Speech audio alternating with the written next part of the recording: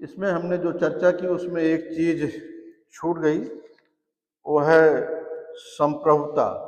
हम संप्रभुता संपन्न लोकतांत्रिक गणराज्य की बात करते हैं। संप्रभुता का आशय ये होता है कि भारत अपने बाहरी और आंतरिक मामलों में निर्णय लेने के लिए पूर्ण रूप से संपन्न और स्वतंत्र है। उस पर किसी भी बाहरी सत्ता का या किसी आंतरिक सत्ता का या किसी बाहरी देश का निर्णय लेने के संबंध में दबाव नहीं डाला जा सकता है। जो भी भारत निर्णय लेगा वह स्वेच्छा से निर्णय लेगा, अपनी संप्रभुता को वह बनाए रखेगा, जनता की क्या इच्छा है उसको ध्यान में रखेगा, उस पर किसी बाहरी या आंतरिक शक्तियों का कोई दबाव नहीं रहेगा। भारत एक संप्रभु संपन्न राज्य है। 1947 के बाद जब हम देश हमारा आज़ाद हुआ तो हम संप्रभु संपन्न राज्य हो गए। उसके पहले हम एक उपनिवेश थे, हम संप्रभु संपन्न नहीं थे। निश्चित तौर से देश हमारा भारत ही था, हम लोग रहते भी थे यहाँ पर, लेकिन हमारे बारे में निर्णय लेने का जो राइट्स था, जो निर्णय लेने का जो अधिकार था, वो ब्रिटिश सत्ता के हाथ में था, औपनिवेशिक सत्ता के हाथ में था।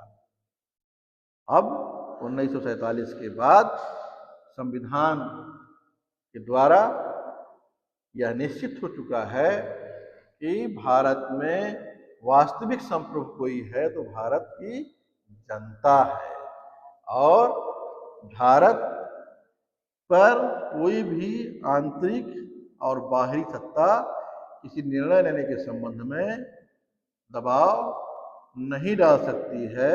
भारत अपने बारे में जो भी निर्णय लेना होगा वह स्वेच्छा से लेगा। इसीलिए जब कोई संधि भारत देश के बाहर हमारे प्रधानमंत्री जी जाते हैं या कोई और नेता गया, किसी विषय पर किसी मुद्दे पर अगर चर्चा होती है, बातचीत होती है, तो ये कहा जाता है कि इसका अप्रूवल हम सदन के अंदर कराएंगे। कहने का मतलब कोई बात तभी एक्सेप्टेंस होती है जबकि सदन उसको अप्रूव कर देता है। सदन में रहते कौन है? सदन में हमारे प्रतिनिधि रहते हैं, मतलब भारतीय जनता अपने बारे में निर्णय लेने के लिए अपने प्रतिनिधियों को सदन में भेजी रहती है जो है।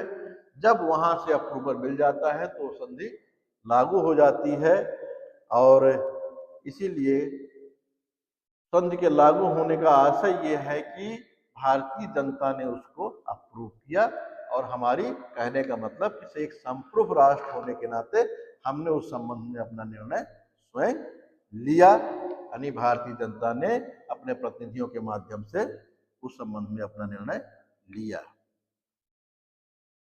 अब हम आते हैं नए टॉपिक की तरफ। वो टॉपिक है कि प्रस्तावना की विधिक स्थिति क्या है। प्रस्तावना की विधिक स्थिति क्या है, इस संबंध में भी सुप्रीम कोर्ट ने कई बार निर्णय दिए, और एक प्रकार से संसद और सुप्रीम कोर्ट आपस में अपना अपना मत रखते रहे। किसी ने कहा कि प्रस्तावना संविधान का अंग नहीं है, तो किसी मामले में आया कि प्रस्तावना संविधान का भाग नहीं है। फिर एक मामले में सुप्रीम कोर्ट ने दिया कि संसद जो है संविधान के सभी भागों में संशोधन कर सकती है, लेकिन ऐसा संशोधन करने के पहले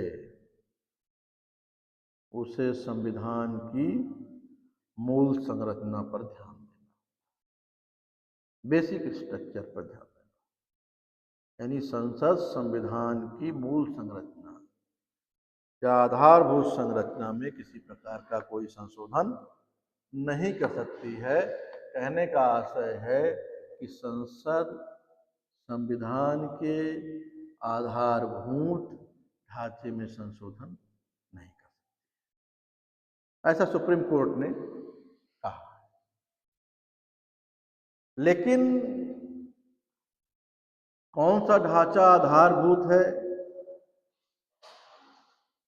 इसके बारे में कौन बताएगा?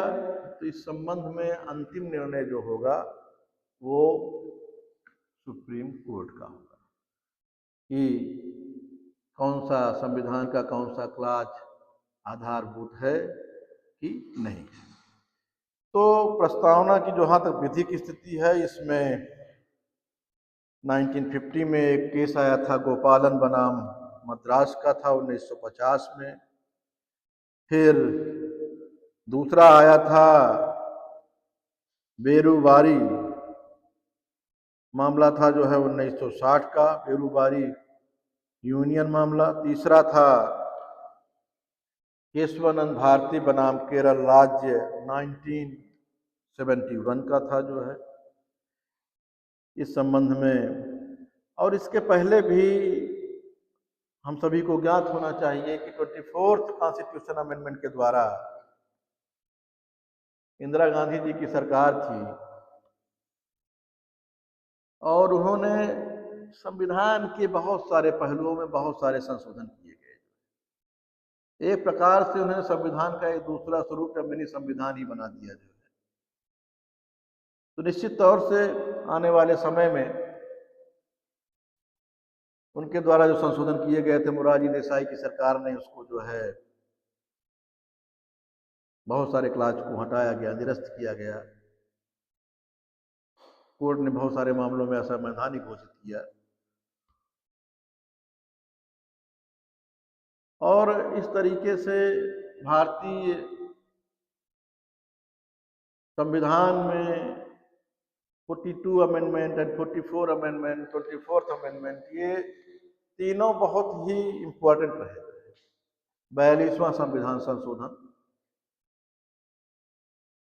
और उसके बाद 44वां संविधान संशोधन। तो फिलहाल यहाँ पर हम प्रस्तावना की विधि की स्थिति की बात कर रहे हैं। तो गोपालन बनाम मद्रास राज्य 1950 में सर्वोच्च न्यायालय ने निर्णय दिया कि संविधान की व्याख्या करने में प्रस्तावना को न्यायालय अपनाए या प्रस्तावना पर ध्यान दे, ये कोई बाध्यकारी नहीं। फिर उसके बाद बेरुबारी यूनियन मामले में 1960 में पुनः सर्वोच्च न्यायालय ने अपनी बात को दोहराया और उन्होंने ये कहा कि प्रस्तावना संविधान का भाग नहीं है। प्रस्तावना संविधान का भाग नहीं है। फिर उसके बाद केशवानंद भारती बनाम केरल राज्य 1973 में सर्वोच्च न्यायालय ने निर्णय दिया कि प्रस्तावना में निश्चित उद्देश्यों को संविधान की मूल संरचना के अंतर्गत सम्मिलित किया जा सकता है।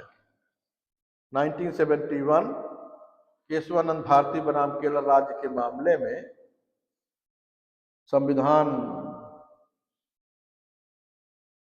की प्रस्तावना के बारे में सर्वोच्च न्यायालय ने निर्णय दिया कि प्रस्तावना में निरूपित उद्देश्यों को संविधान की मूल संरचना के अंतर्गत समाहित किया जा सकता है।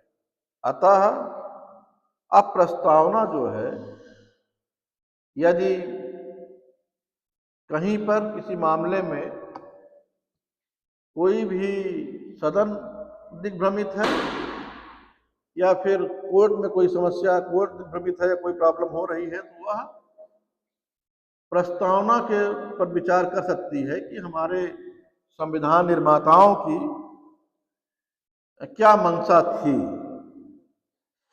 वह प्रस्तावना के मूल बिंदुओं के माध्यम से उनको निर्णय देने में सर्वोच्च न्यायालय को या सुप्रीम कोर्ट, हाई कोर्ट जो भी है, और निर्णय देने में सहायता मिल सकती है और लोगों को समझने में भी सहायता मिल सकती है।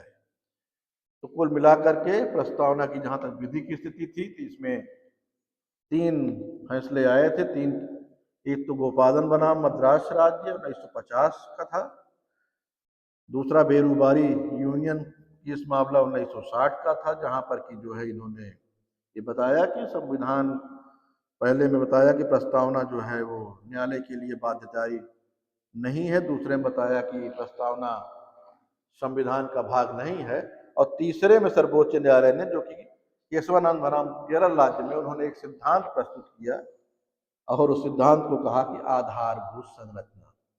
और उसमें ये केवल प्रस्तावना की बात नहीं, उन्होंने कहा प्रस्तावना के उद्देश्य जो है वो आधारभूत संरचना के अंतर्गत समाहित है, बल्कि उन्होंने ये कहा कि संसद संविधान के किसी भी भाग में संशोधन कर सकती है, लेकिन जो संविधान की मूल संरचना है उस पर कोई नकारात्मक प्रभाव उसको प्रभावित नहीं कर सकती, यानी संविधान की मूल संरचना को में वह परिवर्तन नहीं कर सकती है।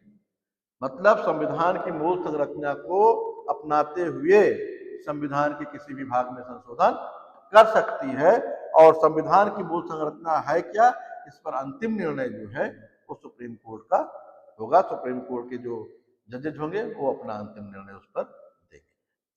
तो आज प्रस्तावना के संबंध में लेक्चर पूर्ण रूप से समाप्त हो चुका। आप सबको बहुत बहुत धन्यवाद, थैंक यू वेरी मच। इसका अध्ययन करेंगे, निश्चित तौर से कुछ क्वेश्चन प्रीलिम्स में आपको मिलेंगे, और दूसरा आगे संविधान के बारे में जो पढ़ाया जाएगा, मूल अधिकार, नीति निर्देशक तत्व, मूल कर्तव्य, प्रेसिडेंट की शक्तियाँ, प्राइम मिनिस्टर की शक्तियाँ, प्रस्तावना के द्वारा उसमें थोड़ा सा हेल्प आपको जरूर मिलेगी। बहुत बहुत धन्यवाद, थैंक यू वेरी मच।